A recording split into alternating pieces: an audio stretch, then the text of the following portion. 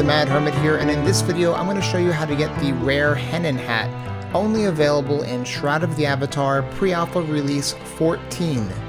This hat is available as part of the Grand Tour, and although there will be character wipes between now and the final release of the game, this hat will be linked to your account and made available to you when the game formally releases.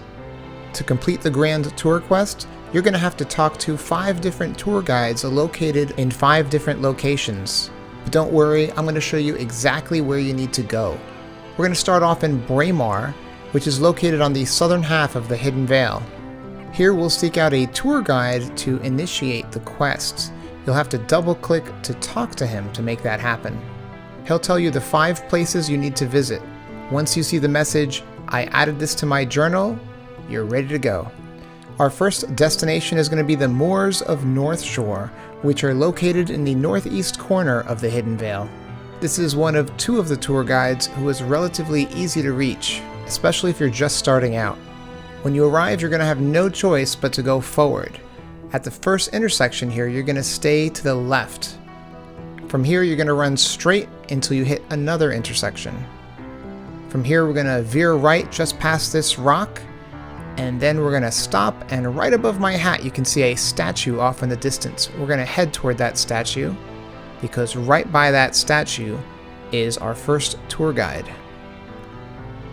Double-clicking on the tour guide allows us to initiate a conversation and complete the first part of this quest. Next, we're going to head on over to Owl's Head and take a lunar rift to Brightbone Pass. Following the path to the left will take you to your second and last easy tour guide. Make sure to double-click him to start the conversation dialogue and get credit for completing this part of the quest. Keep in mind the Grand Tour quest is designed to expose you to new content, so feel free to explore.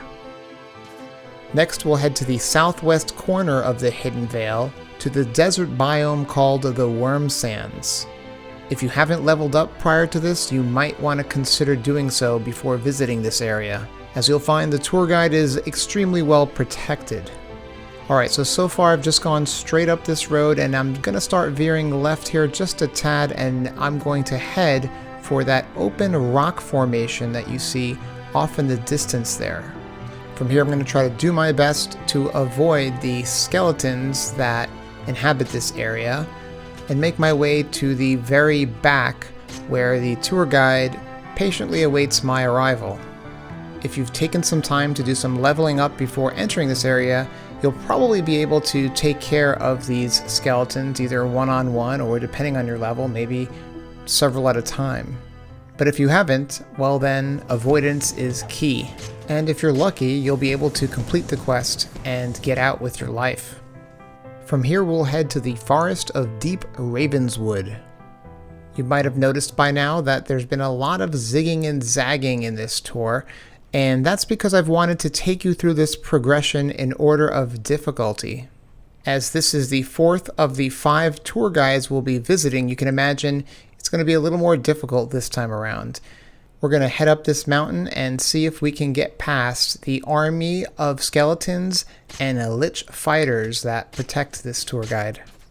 Keep in mind that the path at the bottom of this hill encircles it, and there are 2 access points. I'm actually approaching from behind here, and it would make more sense to approach from the other end to avoid unnecessary damage. Of course, our tour guide is hidden in this mob, and I'm able to survive just long enough to engage in conversation and complete this part of the quest. But I do pay the ultimate price. Alright, we're going to head back up to Owl's Head and take the lunar rift to Grunvald Shardfall. This is a PvP zone with deadly man-eating plants, so you're not going to want to stay here very long. So let's get to the point. We're going to head for those long plant tentacles right above my hat. You'll notice I'm forced to take these wide looping paths, and that's because the carnivorous flesh flayers have tremendous range. But I'm keeping my eye on the prize and using those stalks in the distance to guide me.